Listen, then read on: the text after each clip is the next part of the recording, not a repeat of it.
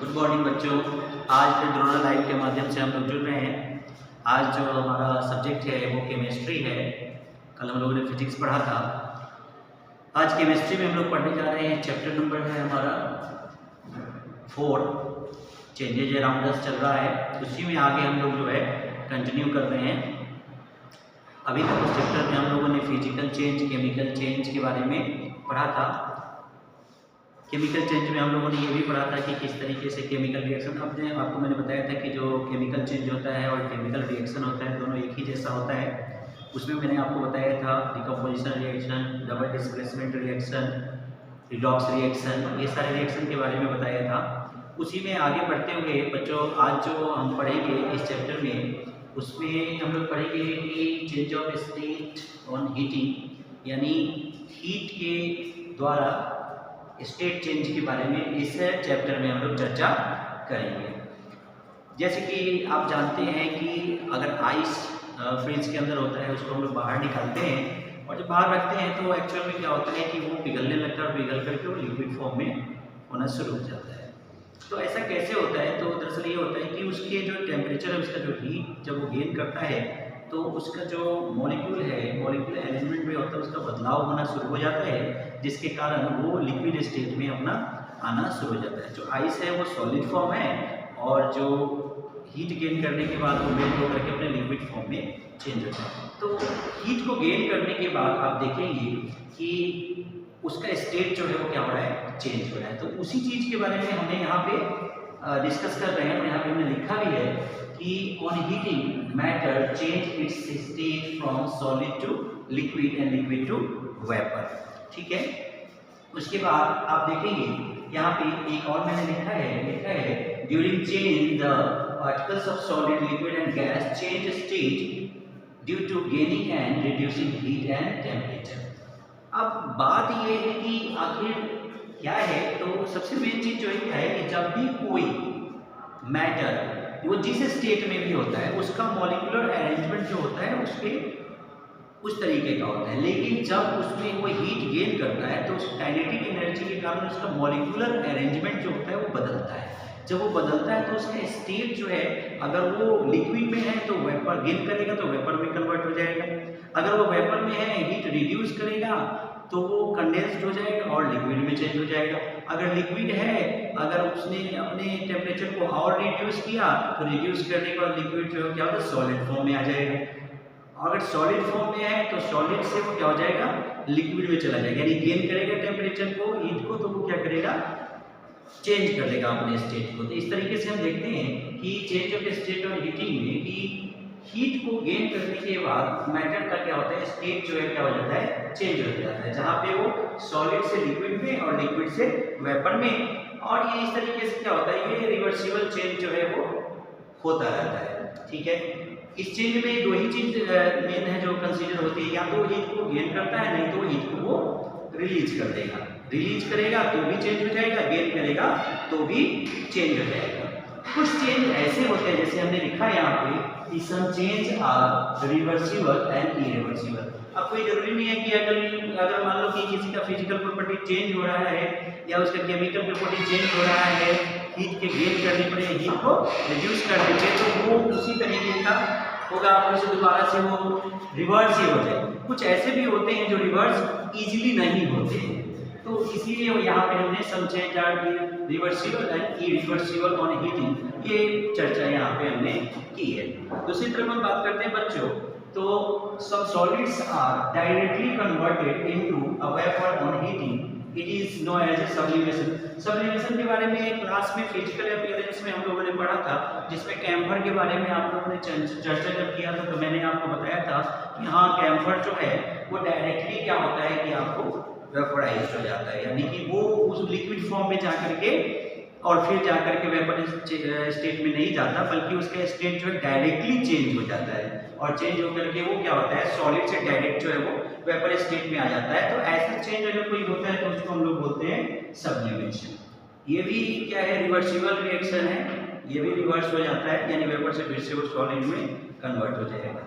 तो इसी सिलसिले में अगर हम लोग बात करते हैं तो आप जान लीजिए कि फ्यूजन एंड मेल्टिंग, ये हीट के द्वारा कॉज होता है, यानी कि आप आइस की ही बात करते हैं तो आइस जो है मेल्ट होकर के आपको लिक्विड फॉर्म में चेंज हो जाता है, जिसको हम लोग मेल्टिंग के नाम से या फ्यूजन के नाम से जानते हैं।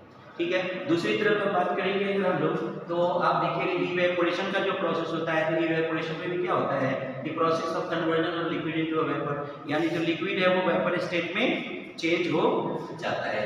ठीक है, और उसके बाद अगर बात करेंगे हम लोग कंडेंसेशन की बात करते हैं, तो कंडेंसेशन में भी क्या होता है, तो जो लिक्विड है जो वेपर में कन्वर्ट हो गया हुआ है, तो वो क्या करता है, अपने स्टेट को क्या करता है, चेंज करता है। चेंज करेगा तो क्या करेगा, वेपर स्टेट में है, कंडेंस्ड होकर के लिक्विड फॉर्म में आ जाएगा। और लेकिन आप ऐसे देख सकते हैं, बारिश वगैरह होती है, बरसात है, बरसात का आप अच्छी तरीके से जानते हैं, उसमें क्या होता है, क्लाउड फॉर्म होता है, और क्लाउड ही क्या होता है, कंडेंस होता है, कंडेंस होने के बाद जो है लिक्विड फॉर्म में वो धरती के ऊपर बरसना शुरू हो जाता है, और जो वेपर होता है वही वेपर जो है जाकर के क्लाउड का निर्माण करता है। तो ये प्रोसेस भी हम लोग क्लास में पढ़े थे, उसको आप भली भांति जानते हैं। तो यहाँ शॉर्ट में अगर हम इस चीज़ को देखें तो कंडेंसेशन क्या है, प्रोसेस है जिसमें क्या होता है, conversion of vapour into a liquid bye cooling, यानी कि वो ठंडा होकर क्या होता है, लिक्विड में कन्वर्ट हो जाता है। चेंजिंग स्टेट ऑफ, अगर मैटर की बात करते हैं हम लोग, चेंजिंग प्रेशर के द्वारा आप देखेंगे तो प्रेशर के द्वारा भी क्या होता है, चेंज होता है। आप फॉसिल फ्यूल्स के बारे में भी आप लोगों ने पढ़ा है, जानते हैं।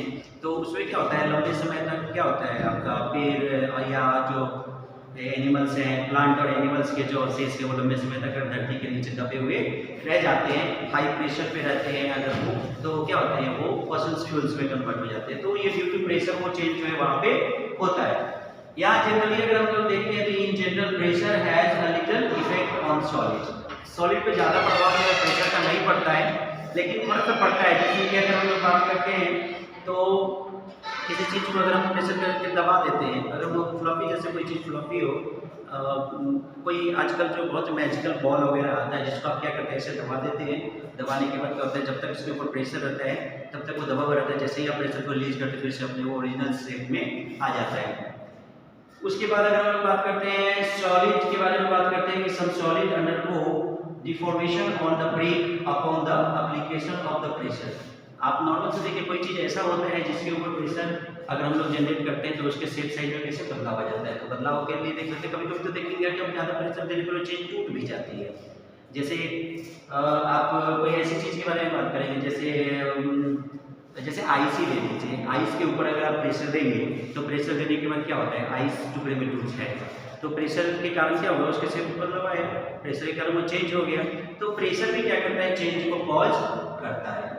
उसके बाद अगर हम बात करते हैं डक्टिलिटी की, अगर बात करते हैं मेटल नॉन मेटल वगैरह पढ़ेंगे हम लोग आगे क्लास में तो देखेंगे उसमें, लेकिन अगर मेटल की बात करते हैं तो मेटल भी क्या होता है, उसको अगर हम लोग क्या करते हैं, प्रेशराइज करते हैं, दबाते हैं, तोड़ते हैं, तो क्या होता है, आयरन जो है सीट के रूप में कन्वर्ट हो जाएगा, या तार के रूप में भी हम उसको क्या कर सकते हैं, कन्वर्ट कर लेते हैं। जैसे कॉपर का वायर वगैरह देखा है आपने, एल्युमिनियम का वायर वगैरह आपने देखा है। तो ये सारे चेंजेस जो है बाई प्रेशर जो है आपको जो है वो देखने को मिलेगा। बहुत सारे बदलाव होते हैं जो प्रेशर के द्वारा होता है, हीट के द्वारा होता है। आप देखेंगे ये सारे तमाम तरह के बदलाव जो है आपको देखने को मिलता है। तो आज का टॉपिक जो हमारा था इसी पे बेस्ड था। आज ये चैप्टर भी आपका जो है यहाँ पे एंड कर रहा है, और इस चैप्टर में आगे इससे ज़्यादा कुछ भी आपको आपके लेवल पे नहीं पढ़ना है। पढ़ना तो बहुत सारा है, आप जानते हैं जब साइंस की बात करते हैं और चेंज की बात करते हैं तो बहुत कुछ, पर दुनिया ही पूरी परिवर्तनशील है, हर समय कुछ ना कुछ चेंजेस जो है वो होता रहता है। तो इस चेंज की अगर बात करते हैं हम लोग तो बहुत तरह का चेंज है जो हम लोगों को पढ़ना है, लेकिन यहाँ पे जो बेसिक चेंज जो 6th क्लास के बच्चों को जो जानना है, पढ़ना है, वो हमने आपको बताया है। पूरे क्लास में मैंने पूरे चेंजेस अराउंड को अच्छी तरीके से एक्सप्लेन किया है। क्वेश्चन के साथ भी हम लोग आगे बढ़ेंगे, तो अगला सेगमेंट जो हमारा होगा क्वेश्चन बेस्ड होगा, जिसमें कि इसके जो भी कोई न्यूमेरिकल क्वेश्चन होंगे या कॉन्सेप्ट बेस्ड क्वेश्चन होगा उसको भी हम लोग जो है करेंगे, और साथ ही साथ बात करेंगे हम लोग अगले चैप्टर की भी, और इसके सारे क्वेश्चन को खत्म करेंगे करके हम लोग अपनी क्लास में जब फिजिकल अपीयरेंस होगा तो भी ये पूरा चैप्टर मैं सोच रहा हूँ एक बार रिवाइज करूँगा आपके साथ, ताकि आप सभी अच्छे से इसको समझ पाएंगे। बाकी नोट्स और पीडीएफ के रूप में आपको जो है ग्रुप में सेंड किया जाएगा, आप वहाँ से पढ़ेंगे, पढ़ करके आप क्या करेंगे, देखेंगे, जो भी डाउट्स होगा आप आएंगे जब यहाँ पे तो आप मेरे से बात करेंगे, पूछेंगे, मैं आपको बताऊँगा, क्लास में क्लियर करेंगे। बस इस चैप्टर में आपको इतना ही पढ़ना था। अच्छे से रहिए, खूब खुश रहिए, अच्छे से ठंड का भी अपना ख्याल रखिए और अच्छे से रहिए।